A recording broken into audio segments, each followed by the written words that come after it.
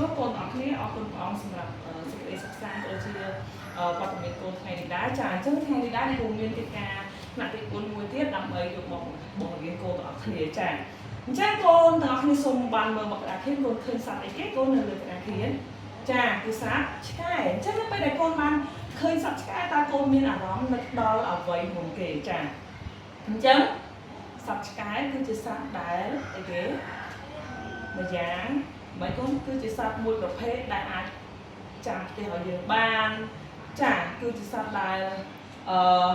ចេះមានស្មោះត្រង់ជាមួយនឹងម្ចាស់ចាបើសិនជាអ្នកនោះផ្ដោតក្តីស្រឡាញ់ឲ្យសត្វនោះចាអញ្ចឹងក៏ដូចជាព្រះបានបង្កើតសត្វឆ្កែមកដើម្បីឲ្យសត្វឆ្កែជួយមនុស្សបានច្រើនមែនទេអាចចាំផ្ទះអាចការពារចោលឃើញទេក៏កាពេលដែលមានចោលឬក៏មានមនុស្សដើរកាត់ផ្ទះយើងគឺបានសត្វនឹងឯងគឺជាអ្នកដែលព្រុសឲ្យយើងដឹងមែនទេកូនចាអញ្ចឹងថ្ងៃនេះដែរយើងនឹងមករៀនអំពីការនិយាយចាអំពីចាការពណ៌នាអំពីសត្វឆ្កែអញ្ចឹងអ្នកគ្រូសូមបកមកចេញហើយអ្នកគ្រូនឹងបង្ហាញនៅអត្ថបទការពណ៌នាអំពីសត្វឆ្កែកូនអរគ្នាបានឃើញចាតោះអញ្ចឹងអ្នកគ្រូសូមបិទ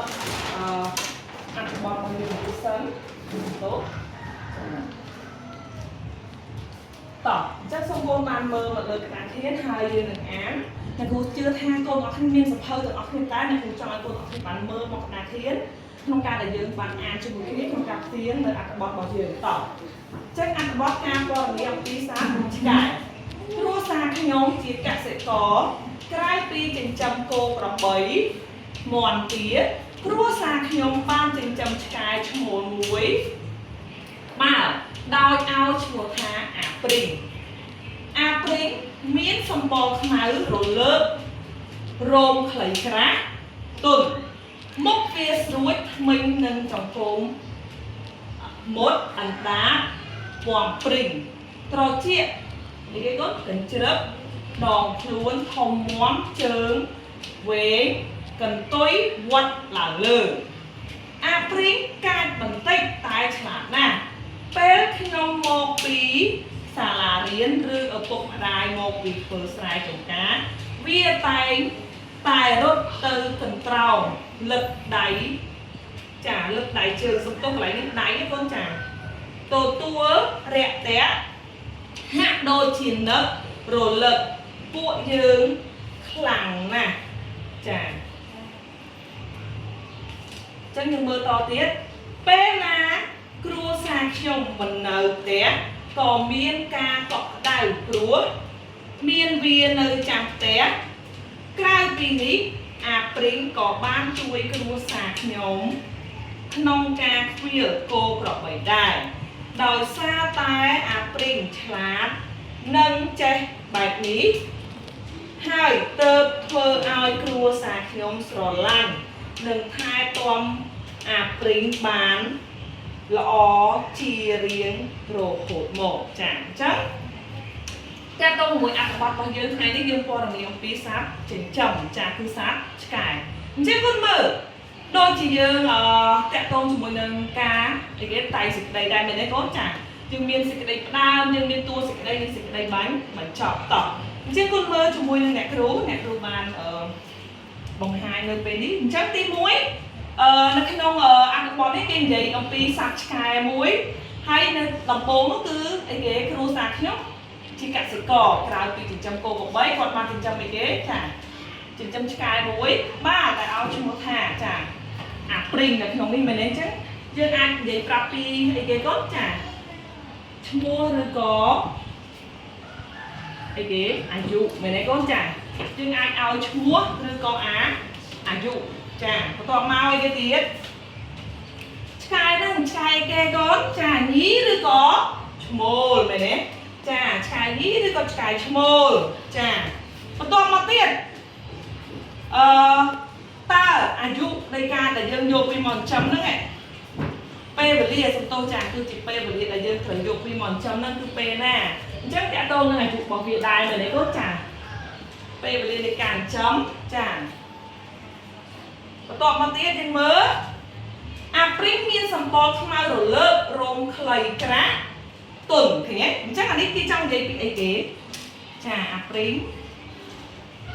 à pring miên này cái con miên sập bò khai chả chắc bên vậy đi sập bò trên vậy đã to pri cái tiếng chả để tô cho mùi nó miệt ấy chân tư đi miền miệt chả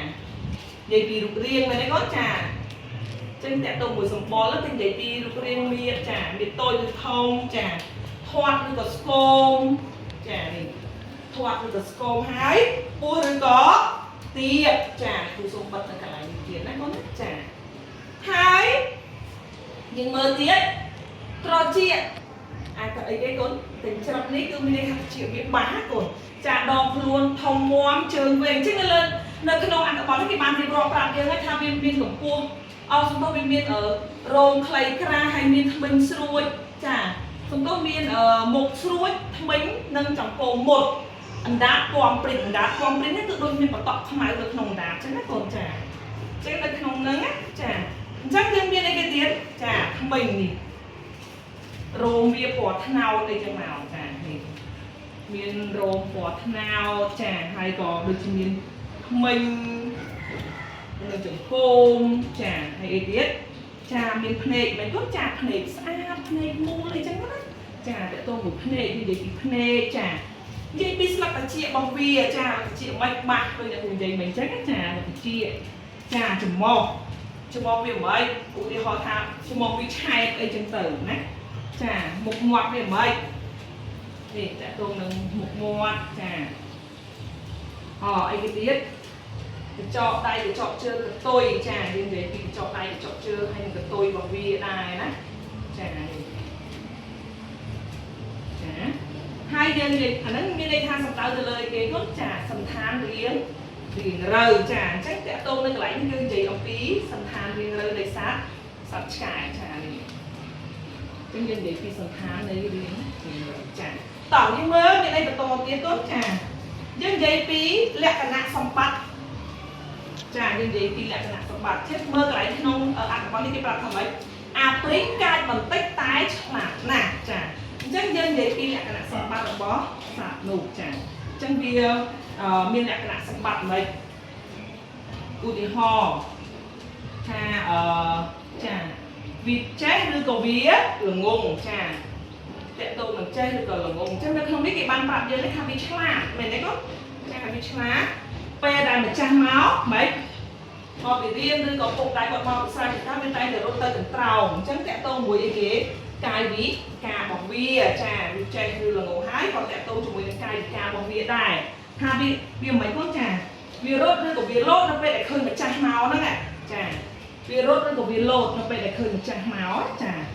hay sầm rai thon ná còn tay khơi cái về lại dương chỉ chăm sóc cái nó về lại dương mau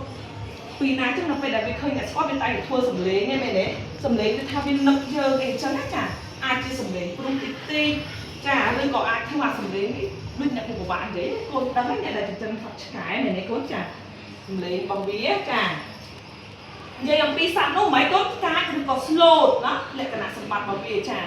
cá đừng có slow đây chân tử chả sập cái khác có cá hay sập cái khác ít có slow chân tử chả này đấy chả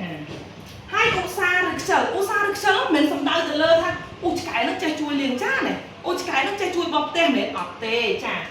xa được chơi nó trong nghề ông pí hàng tháo viên chơi chui trong tem nó on được bay đại bị chặt nơi on được bay đại bị khơi bò mà chặt để tụ được cái bị chơi qua mọc trong tem ọt chả là ngay từ sân bay từ xa rứ chờ chả thấy miên tiền nghề bị ấy ho đó giàu đọc nhưng mới được lấy ho phải giàu cái kế rồi tay tận trào hai chiếc pe na để cua sa mình nơi vậy đây này miên cá cọ đầy prúa miên viên nó trắng tiệt chắc cái đấy như cái gì ông pin kho phải giàu này gì chân như chạy kê chai trắng tè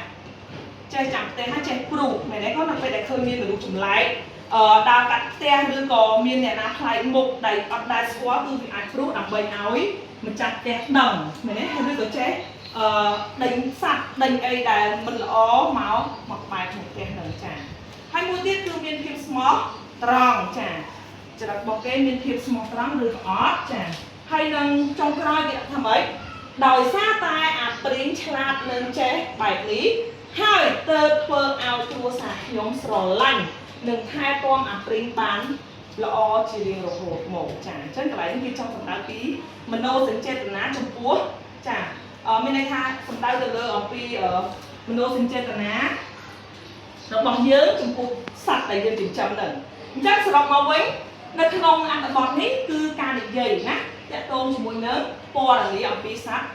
ចិញ្ចឹមរបស់យើងមិនថាឆ្កែមិនថាឆ្មាទេយើងចង់ពណ៌នាពីអីក៏បានដែរតែថ្ងៃនេះអ្នកគ្រូលើកយកការពណ៌នាពីសត្វឆ្កែមកបង្ហាញគោលអញ្ចឹងទី1គឺសំដៅទៅលើសេចក្តីដើមដែលមានឈ្មោះមានអាយុ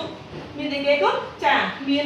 ភេទងាយភេទឈ្មោះនឹងពេលវេលានៃការចិញ្ចឹមរបស់យើងណាចាដូចមានអាយុប្រមាណអានោះបើសិនជាមនុស្សនិយាយពីអាយុអត់មែនទេចាអញ្ចឹងដល់ពេលកន្លែងសន្តានរៀងៗនេះគឺតួសេចក្តីដែលគេរៀបរាប់ថាវាមានរូបរាងមិនមានតូចមានធំធ្លាក់ស្គមចាពោះទៀតពណ៌សម្បល់វាមិនថ្មិញវាមិនភ្នែកវាមិនត្រចៀកវាមិនចាច្រមុះមិនមុខមាត់មិនជើងមិនកតុយមិនអីចឹងទៅដល់ពេលកន្លែងនេះគេនិយាយពីលក្ខណៈសម្បត្តិដែរនៅក្នុងតួសេចក្តីដែរណាកូនចាវាចេះឬក៏ល្ងងហៅកាយវិការវាមិនចាសម្រែកសម្លេងព្រោះវាមិនសត្វឆ្កែខ្លះព្រោះតិចតិចទៅសត្វឆ្កែខ្លះព្រោះខ្លាំងចឹងទៅចាវាការគឺទៅពេលដែលឃើញមនុស្សបែបនោះគឺខំយកអាហ្នឹងមានវិការទេតែបើវាស្លប់អត់ទេគឺវាគ្រាន់តែព្រោះបែបក្តីស្រឡាញ់ចាអត់មានទៅព្រោះកាត់ធ្វើគេខ្លាចវាទេចាហើយវាឧស្សាហ៍ឬក៏ខ្ជិលជួយម្ចាស់វាឬក៏អត់ចាអញ្ចឹងផលប្រយោជន៍ដែលវាចេះចាចាំផ្ទះដេញសត្វវាមានភាពស្មោះត្រង់ចំពោះចាហើយនឹងសេចក្តីបញ្ចប់គឺយើងនិយាយអំពីមនោសញ្ចេតនាដែលយើងមានចំពោះសត្វនោះឬក៏ចំណាប់អារម្មណ៍ដែលយើងមានចំពោះសត្វថាតើយើងស្រឡាញ់វាខ្លាំងអត់យើងមើលថែវាបានល្អឬក៏អត់ចាចឹងថ្ងៃនេះមេរៀនអ្នកគ្រូមានតែប៉ុណ្ណឹងហើយអ្នកគ្រូសង្ឃឹមថាពេលដែលកូនត្រឡប់ទៅផ្ទះវិញកូនអាចនឹងសរសេរពណ៌នាអំពីសត្វអ្វីផ្សេងក្រៅពីសត្វឆ្កែប្រភេទសត្វចិញ្ចឹមនៅផ្ទះមានដូចជាសត្វឆ្មាអ្នកខ្លះចិញ្ចឹមសេកចិញ្ចឹមអីចឹងទៅអញ្ចឹងកូនអាចសេពណ៌នាបានកូនមិនបាច់ចាំក្បោះក្បាយដូចអ្នកគ្រូនេះមានចេះអីអត់ក៏បានដែរឲ្យតែប៉ុន្តែបើសិនជាកូនបានសរសេរពេញចេះគឺតែល្អខ្លាំងមែនទេប៉ុន្តែអ្នកគ្រូក៏មិនបានតម្រូវឲ្យកូនសរសេរដល់តែមកចប់អញ្ចឹងពេកដែរតែនេះគ្រាន់តែអ្នកគ្រូលើកជាឧទាហរណ៍ដើម្បីមកបង្ហាញកូនថាការពណ៌នាគឺយកពណ៌នាបែបហ្នឹងបែបតែសេចក្តីណាបែបសរសេរតែសេចក្តីអញ្ចឹងណាកូនចាអញ្ចឹងអរគុណច្រើនសូមប្រាប់ទានពរកូនទាំងអស់គ្នាជម្រាបលា